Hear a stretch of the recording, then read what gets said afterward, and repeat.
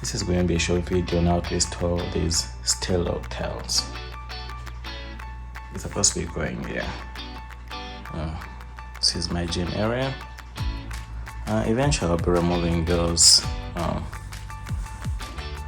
then putting them that side. This is what my basement looks like.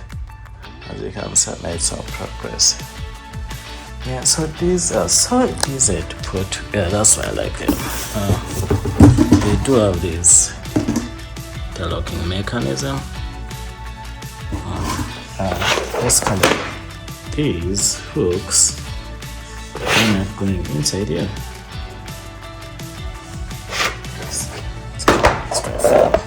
I'm aligning this side to match with this. So I think Greatmats does recommend using some kind of rubber mallet. But I really don't. Worst case scenario, I will just take on there. Yeah, as you can see, I'm just. That's it. That's one. My floor isn't really that flat, and I don't feel like going to go there, so leveling. So I like these rubber ones, but for this area I'd kind of try to level, kind of. Yeah, if you have any questions, let me know.